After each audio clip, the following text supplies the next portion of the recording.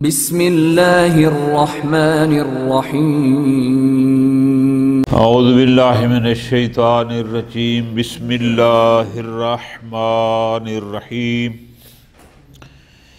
او ان الواجب مراعاة العلم التفصیلی من جہت نفس الخصوصیت المشکوکۃ فی العبادہ وان لم یوجب اہمالہ ترددا فی الواجب۔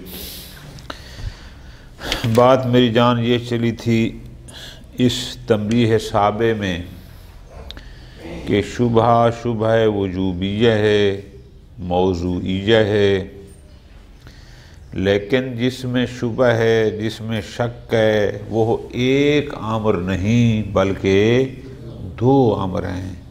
پہلے تو بات چلتی رہی کہ ایک نماز میری رہتی ہے، پتہ نہیں قصر تھی یا تمام۔ یہاں پر ایسا نہیں ہے بلکہ اس کو علم ہے کہ میری دو نمازیں رہتی ہیں، یا وہ تمام ہیں یا قاصر۔ اور یہ شبہ ایسے دو چیزوں کے بارے میں ہے کہ جن میں ترتیب بھی شرط ہے، یعنی فقط ظہر اور عصر واجب نہیں بلکہ واجب ہیں بالترتیب کہ حتماً ظہر پہلے ہونی چاہیے اور عصر بعد میں۔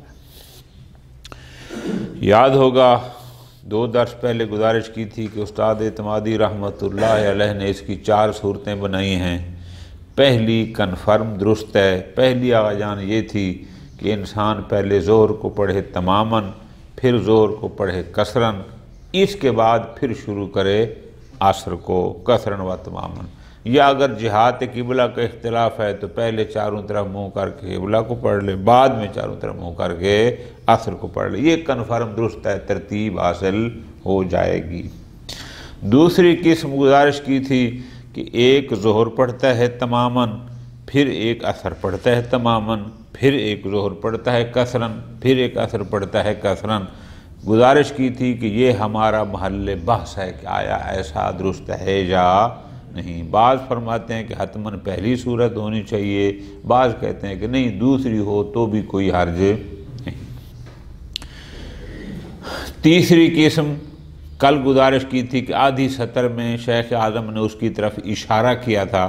تیسری قسم یہ تھی کہ ایک ظہر پڑھے تماماً، پھر عصر پڑھے تماماً قصراً، پھر ایک ظہر پڑھے قصراً۔ تو کل ہم نے گزارش کی تھی کہ یہ درست نہیں ہے۔ باقی رہ گئی چوتھی قسم، وہ انشاءاللہ آج آخر کے آدھی سطر میں اس کی طرف اشارہ بھی آ جائے گا۔ پھر جو دوسری قسم تھی ہم نے کہا تھا کہ یہی ہمارا محل بحث ہے۔ شیخ اعظم نے کہا تھا کہ اس کی بنیاد کیا ہے، کیوں حضرات دو قسم میں تقسیم ہو گئے؟ تو انہوں نے فرمایا تھا در حقیقت جو چھٹی تنبیہ تھی اس میں بحث تھی کہ جو بندہ علم تفصیلی کے حصول پر قدرت رکھتا ہو، آیا اس پر واجب ہے علم تفصیلی حاصل کرنا، یا یہ ہے کہ نہیں وہ اسی امتثال اجمالی پر اکتفا کرے تو بھی کافی ہے۔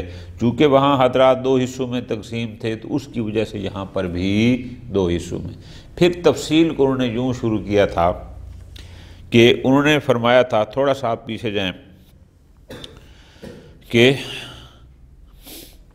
قولان متفرعان علی القول متقدم فی الامر السادس من وجوب مراد العلم التفصیلی مع الامکان مبنیان علی انہ، ایک یہ تھا حال یاجب مراعات ذالک الواجب من جہت نفس الواجب، کہ آیا ہمارا سارا ہم و غم صرف واجب من حیث الواجب ہونا چاہیے کہ ہم اس کو دیکھیں؟ تو انہوں نے کیا کہا تھا کہ اگر علم تفصیلی حاصل کرنے سے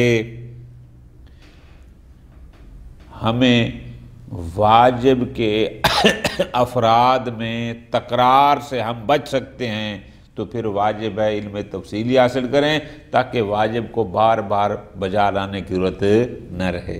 لیکن انہوں نے یہ کہا تھا کہ اگر علم تفصیلی ہو بھی جائے تو بھی واجب کا تکرار ہر حال میں ہے، پھر اس کا حاصل کرنا ضروری نہیں ہے۔ یہ پہلا تھا۔ یہ اسی سے مربوط ہے دوسرا کہ نہیں ہماری ساری توجہ خود واجب پر نہ ہو، فقط بلکہ اس واجب کی خصوصیات پر بھی ہو۔ کیسے؟ واجب ہے نماز ظہر، اس کی خصوصیات میں کیا ہے؟ ہم جو نماز پڑھیں تعیین کریں کہ یہ ظہر ہے، ہم تعیین کریں کہ یہ تمام ہے، ہم تعیین کریں کہ یہ قصر ہے، ہم تعیین کریں کہ ہماری نماز رو بقبلہ ہے۔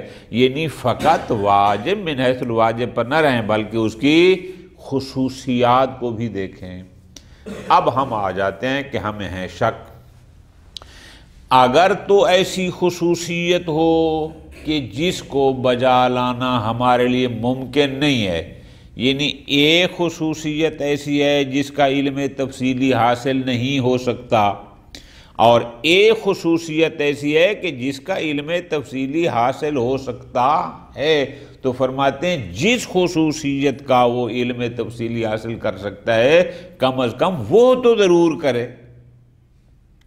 وہ کون سی ہے؟ توجہ کے ساتھ، ہمارے محل باس میں۔ کیوں کہ اس نماز ظہر و عصر کی خصوصیت کیا تھی؟ ظہر کی خصوصیت تھی کہ وہ پہلے پڑھی جائے، عصر کی خصوصیت تھی کہ وہ شاباش بعد میں پڑھی جائے۔ تو یہ ہم کر سکتے ہیں بڑے آرام سے، ہم ظہر کو اس کے تمام محتملات سماعت پہلے پڑھ لیں اور عصر کو اس کے محتملات سماعت بعد میں پڑھ لیں، تو کم از کم ترتیب والی خصوصیت تو حاصل ہو سکتی ہے۔ ٹھیک، اب جب یہ خصوصیت حاصل ہونی ہے تو کس وقت؟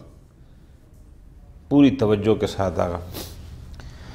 ایک دفعہ کا جان یہ ہوتا ہے جب انسان عمل کو بجا لا رہا ہے، اسی وقت اس کو علم ہو کہ جو خصوصیت مطلوب مولا تھی میں اس کے مطابق ابھی عمل کر رہا ہوں۔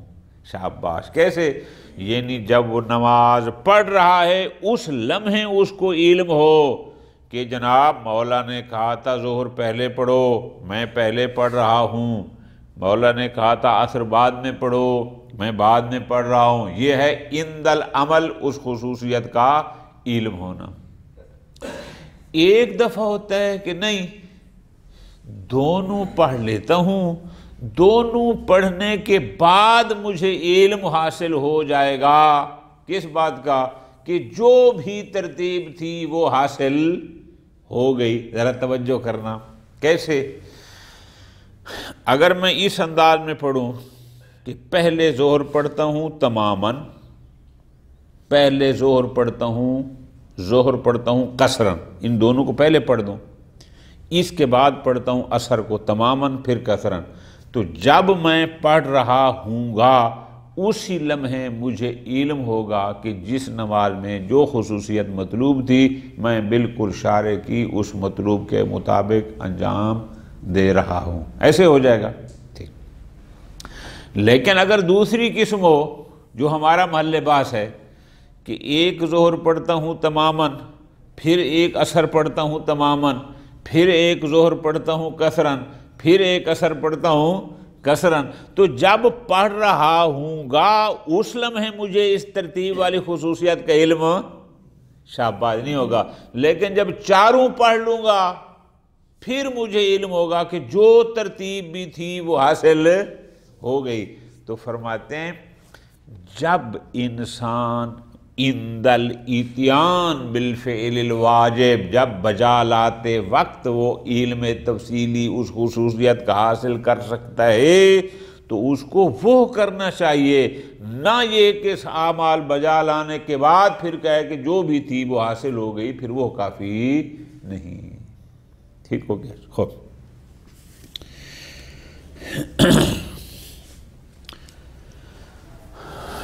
اس کے آگے فرماتے ہیں کہ یہ جو قسم ثانی ہے، ذرا توجہ کرنا، کہ پہلے ظہر پڑھے پھر عصر پڑھے پھر ظہر فلاں، یہ اس صورت میں ہے کیونکہ آپ نے یہ ساری باتیں پڑھی ہوئی ہیں کہ ہر نماز کا ایک وقت مختص ہوتا ہے، ایک وقت مشترک، زوال کے بعد 4 رکعت تک یہ مختص بالظہر ہے، قبل الغروب الشرعی 4 رکعت یہ مختص وقت عصر ہے، درمیانی وقت کو ہم کہتے ہیں وقت مشترک۔ اس میں چھوٹی سی بات ہے، باریکی زیادہ نہیں ہے، فرماتے ہیں یہ جو دوسری قسم ہے نا، توجہ کرنا آقا جان، کہ ایک ظہر پڑھے پھر عصر پڑھے پھر ظہر پھر عصر، یہ اس صورت میں تو ہو سکتا ہے کہ جب وقت مشترک میں پڑھ رہا ہو، ٹھیک ہو گیا جی، لیکن اگر وقت مختص ہے، مثال کے طور پر زوال کے بعد 4 رکعت پڑھنے کے لیے جتنا وقت لگتا ہے بے جمیع مقدمات ہو، وضو کر کے لباس فلاں فلاں شرائط کے ساتھ، وہ ہوتا ہے وقت مختص بالظہر۔ تو جو وقت مختص بالظہر ہوتا ہے نا، اس وقت میں ابھی امر بالعصر شارع کی طرف سے ہمارے اوپر ہوتا ہی نہیں ہے۔ کیا اس 4 رکعت کے ٹائم میں صرف ایک امر ہے، کون سا؟ ظہر پڑھو، ابھی تمہیں عصر کا امر ہی نہیں ہوا، ابھی وہ تمہارے اوپر واجب ہی، ہاں 4 کا گزر جائے گا، وقت مشترک شروع ہو جائے گا، چونکہ اس کا وقت ہی نہیں آیا۔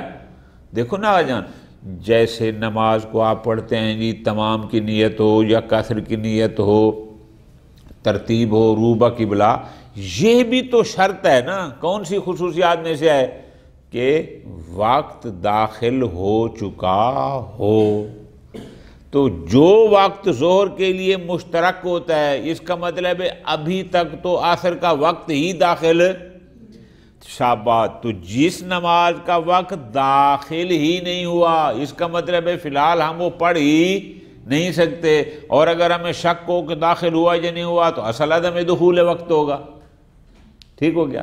اچھا، اب یہاں پر بحث ہے، ایک بندہ ظہر پڑھ رہا ہے وقت مختص میں،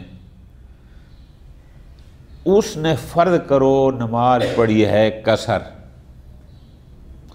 جبکہ واقع میں کیا واجب تھا؟ فرض کرتے ہیں تمام، تو ظاہر ہے 2 رکعتوں کے لیے وقت تھوڑا درکار ہوتا ہے، جبکہ 4 کے لیے وقت، اگر یہ پڑھتا ہے 2 رکعت اور فوراً بعد عصر پڑھ دے، ابھی وقت مشترک بھی کنفرم ہو سکتا ہے اس کا عصر پڑھنا درست ہی نہ ہو۔ کیوں؟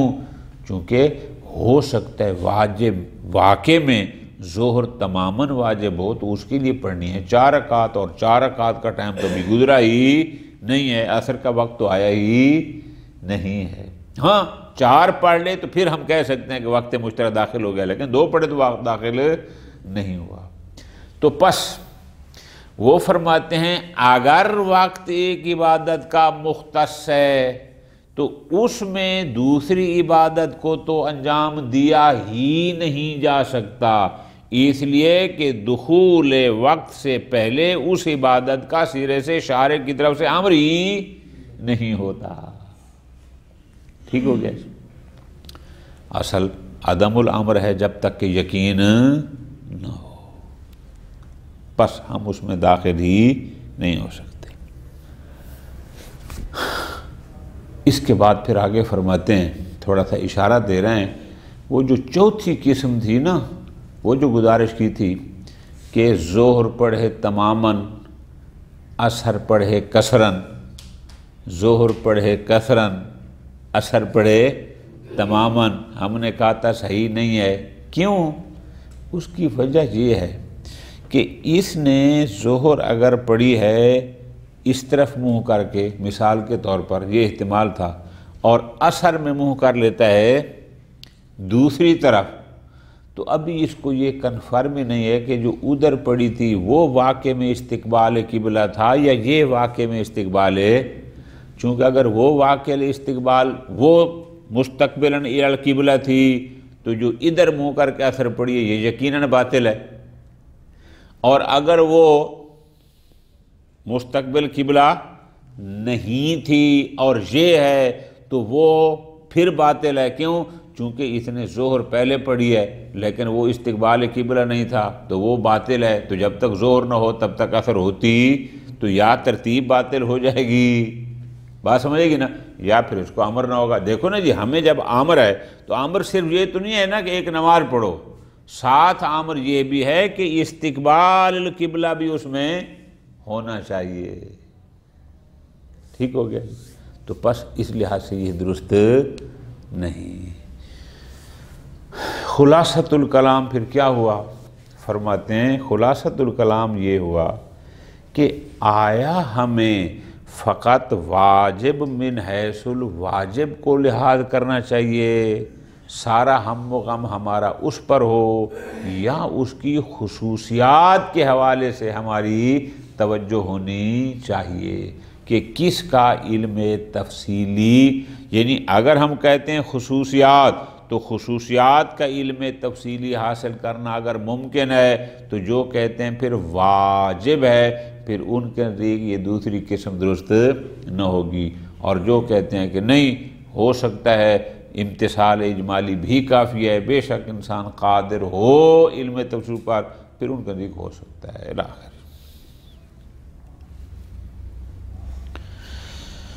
تھوڑا سا واپس جانا، بات جہاں سے شروع ہوئی تھی، مبنیان علی انہ حال یجب مراعات ذالک من جہت نفس الواجب، اور اس پر عطف ہے، او ان الواجب، یا واجب یہ ہے، کو جو کہتے ہیں قدرت اگر علم تفصیلی پر ہو تو حاصل کرنا چاہیے، یا واجب ہے کہ مراعات العلم التفصیلی، کہ علم تفصیلی کی رعایت کرنا واجب ہے، من جہت نفس الخصوصیہ، وہ اس عبادت میں جو خصوصیات ہیں، جیسے میں نے کہا تھا تعین کرنا کہ یہ تمام کی یا قصر کی، تعین کرنا قبلہ کی طرح ہے، تعین کرنا فلاں فلاں، من جہت نفس الخصوصیہ المشکوکۃ فی العبادہ، وَإِن لَمْ يُوجِبْ إِحْمَالُهُ، چاہے اس علم تفصیلی کا احمال اس واجب میں تردد کا، تکرار کا موجب نہ بھی بنے، اس سے کوئی فرق نہیں ہے۔ تو گزشتہ میں کہا تھا کہ اگر ہمارا مد نظر واجب ہوگا تو پھر دیکھیں گے کہ آیا وہ علم تفصیلی کا احمال موجب بنتا ہے تکرار واجب کا یا نہیں بنتا، لیکن اگر ہمارا ہوگا کہ نہیں ان خصوصیات کا علم تفصیلی، پھر اس سے کوئی فرق نہیں کہ وہ آیا وہ تردد واجب یعنی تکرار واجب کا موجب بنے یا نہ بنے۔ فَيَجِبُ عَلَى الْمُكَلَّفِ، اگر ہم کہتے ہیں کہ ان خصوصیات کا علم تفصیلی ہونا بھی ضروری ہے تو پھر مکلف پر واجب ہے العلم التفصیلی، کب؟ عند الاتیان بکون ما یاتی بہ، کہ جس عبادت کو، جس واجب کو بجا لا رہا ہے اس کو بجا لاتے وقت واجب ہے اس پر کیا؟ اس کو علم تفصیلی ہو کہ ہوا نفس الواجب الواقعی، کہ یہی واجب واقعی ہے جو میں کر رہا ہوں، یعنی اس کی خصوصیات میں اس کو کوئی تردد نہیں ہونا چاہیے۔ اور وہ خصوصیات کا کیسے ہوگا آقا جان؟ اور پہلی قسم، اگر ظہر کو پڑھ لے تماماً، پھر ظہر کو پڑھ لے کثراً، اس کے بعد شروع کرے عصر کو تماماً اور کثراً، اس کا مطلب ہے تمام خصوصیات اس کو حاصل ہو گئیں، کسی قسم کی ترتیب والا کوئی شک اس کو باقی نہیں رہے گا۔ پس فرماتے ہیں فَإِذَا تَعَذَّرَ ذَلِكَ مِن بَعْدِ الْجِهَادِ، اگر اس عبادت کی خصوصیت کا علم تفصیلی حاصل کرنا کسی ایک جہت سے متعذر ہو کہ وہ تو اب مشکل ہے میں نہیں کر سکتا، لم یعذر فی اہمالہ من الجہت المتمکنہ، لیکن جو جہت متمکن ہے جو کر سکتا ہے اس میں تو اس کو کوئی عذر، یعنی جس خصوصیت کو بجا لانا ممکن نہیں وہ تو ہو گیا ختم، اور جس کے لیے ممکن ہے اس کو پھر چھوڑنا درست بھی نہیں۔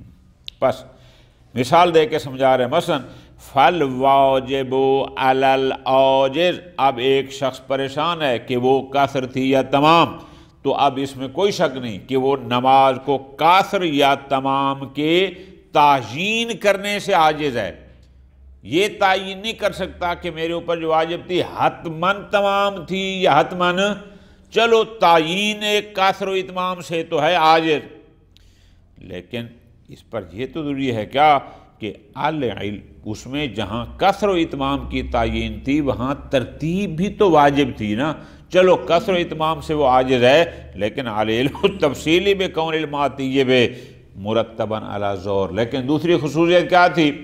ترتیب، کہ حتماً عصر ظہر کے بعد ہونی چاہیے، اس پر تو وہ قادر ہے نا، اس کو تو بڑے آرام سے وہ بجا لا سکتا ہے، لہذا اس پر ضروری ہے۔ پس فلا یکفی العلم بترتبہ علی تقدیر صحت، لہذا یہ کافی نہیں ہے وہ کہے کہ ایک ظہر پڑھ لی پھر ایک عصر پھر ایک ظہر، پھر ایسا کہ اگر وہ ظہر ٹھیک تھی تو اس کے بعد میں نے چونکہ عصر پڑھی ہے یہ بھی ٹھیک ہوگی۔ فرماتے ہیں اس اگر مگر کی ضرورت ہی نہیں ہے نا، کیوں؟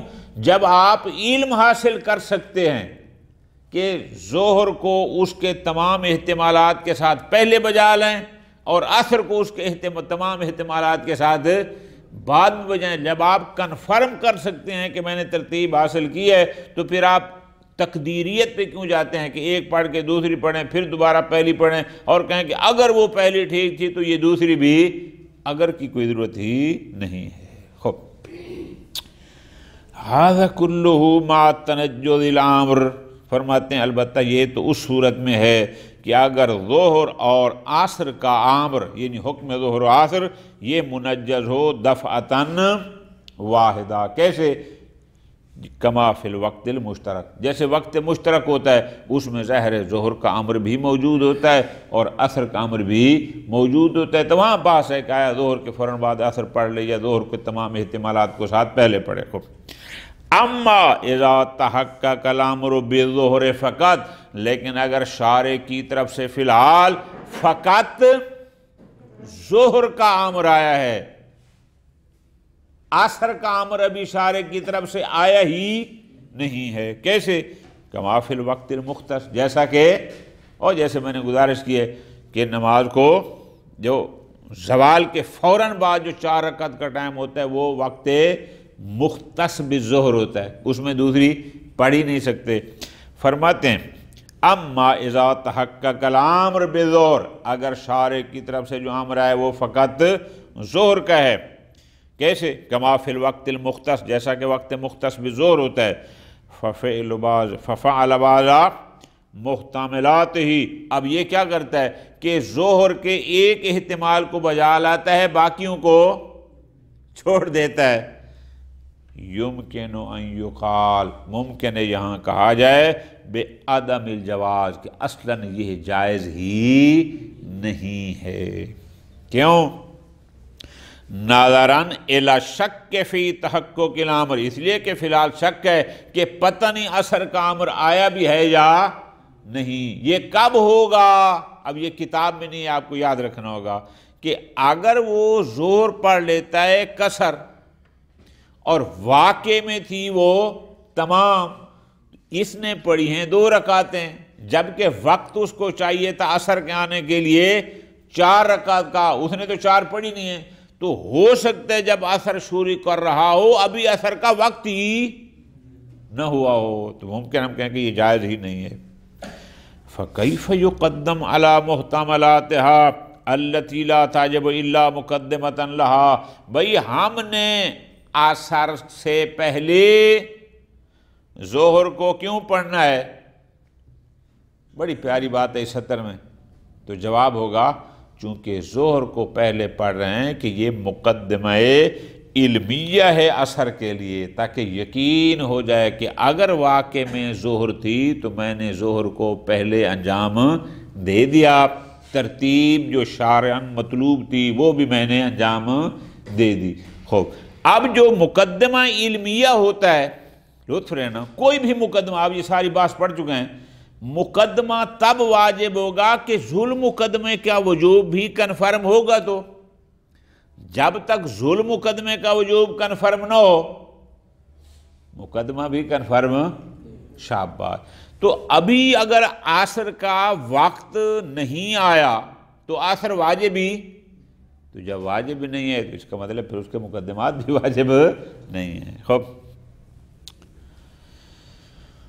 فَكَيْفَ يُقَدَّمُ عَلَى مُحْتَمَلَاتِهَا الَّتِي لَا تَعْجَبُ إِلَّا مُقَدِّمَةً لَهَا بَلِ الْأَصْلُ عَدَمُ الْأَمْرِ. بلکہ ہم کہیں گے اگر ہمیں شک ہے کہ پتہ نہیں وقت ہوا یا نہیں ہوا تو اصل یہ ہے کہ امر اس کا اثر کا آیا ہی نہیں ہے. پس فَلَا يَشْرَعُ الدُّخُولُ فِي مُقَدِّمَاتِ الْفِعْلِ. لہذا اس میں داخل ہونا جائز ہی جب تک ذو المقدمے کے آنے کا ہمیں علم نہ ہو. اس کے مقدمات کیسے کر سکتے ہیں؟ لیکن پھر فرماتے ہیں یمکن ان یقال، ممکن ہے کوئی کہے کہ نہیں فرق ہے. توجہ کرنا آقا جان، ایک دفعہ یہ ہوتا ہے کہ ظہر پڑھتا ہے تماماً پھر عصر پڑھتا ہے تماماً، پھر ظہر کثراً پھر عصر کثراً. وہ جو چیز ایک دفعہ ہوتا ہے کہ نہیں، ظہر تماماً عصر کثراً پھر ظہر کثراً عصر، یعنی جو ظہر کو جس احتمال کے ساتھ پڑھا عصر کو اس کے، یا فرق کرو ظہر کو دائیں طرف منہ کر کے نماز پڑھا عصر کو بائیں طرف کر گیا، یعنی اسی طرح منہ نہیں کیا بلکہ دوسری طرف کر لیا. یمکن ہے یقال کہ ان اصالت عدم الامر، یہ جو آپ کہہ رہے ہیں کہ جب تک اس کا امر نہ ہو درست نہیں ہے، یہ اصل عدم امر بالاثر تب ہوگا انما تقتضی عدم مشروعیت الدخول فی المامور بہ، یہ تقاضا کرتا ہے کہ مامور میں داخل ہونا جائز نہیں ہے. ومحتملات التی یحتمل، اور اس کے جتنے بھی احتمالات ہیں ان کے احتمال دے رہا ہے علی تقدیر عدم الامر واقعا. یہ اس صورت میں ہے کہ اگر واقع میں بھی اس کا امر نہیں تھا تو اس میں داخل ہونا جائز نہیں ہے. کیسے؟ یہ چوتھی قسم اس سطر میں بیان کی جا رہی ہے، یہ جو ابھی ہم پڑھ رہے ہیں. کون سی؟ کہ اذا صلی العصر الی غیر الجہۃ التی صلی الظہر. میں نے آپ کو مثال دی، ظہر پڑھی تھی دائیں طرف منہ کر کے اور عصر پڑھ لیتا ہے بائیں طرف منہ کر کے. ٹھیک ہے جی، وہ خلاف سنت تھا نا، جیسے میں نے کہا پہلے ظہر پڑھتا ہے تماماً پھر عصر کرتا ہے کثراً الی آخری. یہ چوتھی قسم تھی. یہ یقیناً درست نہیں ہے. کیوں درست نہیں آقا جان؟ اب اس کو یہیں روکنا ہے. کیوں درست نہیں ہے؟ آپ کہیں گے کہ اگر اس نے ظہر پڑھی ہے دائیں طرف منہ کر کے، عصر پڑھی ہے بائیں طرف، ٹھیک ہوگا. اگر واقعاً قبلہ دائیں طرف تھا تو اس کی بائیں طرف پڑھی ہوئی عصر یقیناً کیا ہوگی؟ شاباش. اور اگر واقعاً قبلہ بائیں طرف تھا تو ظہر کیا تھی؟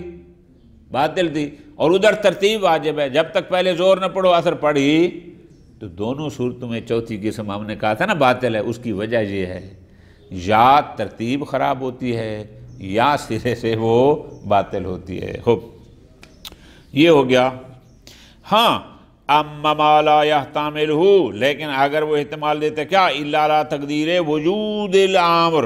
مثلا وہ کیا کہتا ہے کہ اگر ایسا امر تھا، یعنی وہ کیسے کرتا ہے یہ کہ جدھر منہ کر کے ظہر پڑھی تھی عصر بھی ادھر ہی منہ کر کے پڑھ لیتا ہے، پھر جدھر منہ کر کے عصر پڑھی دوسری وہ بھی اسی طرح، یا پہلے ایک ظہر تماماً پھر عصر بھی تماماً، پہلے وہ کثراً دوسری بھی کثراً. اگر ایسا کرتا ہے تو یہاں پر پھر عدم الامر مانے نہیں ہے. کیوں؟ چونکہ ہو سکتا ہے، احتمال دے رہا ہے کہ ہو سکتا ہے جدھر میں نے ادھر دائیں طرف جو ظہر پڑھی ہے منہ کر کے اور عصر بھی ادھر ہی رخ کر کے پڑھ رہا ہے، تو احتمال ہے کہ اگر قبلہ ادھر تھا پس اگر ظہر ٹھیک ہے تو اس میں ترتیب کے ساتھ میری عصر بھی ٹھیک ہے، اور اگر ظہر ٹھیک نہیں ہے تو عصر بھی ٹھیک نہیں ہے، بخلاف قسم چہارم کے. فلا یقتضی الاصل، یعنی اصل عدم الامر المنع عنہ، ہم یہ کہیں کہ سرے سے عصر باطل ہے. صلی اللہ علیہ وسلم.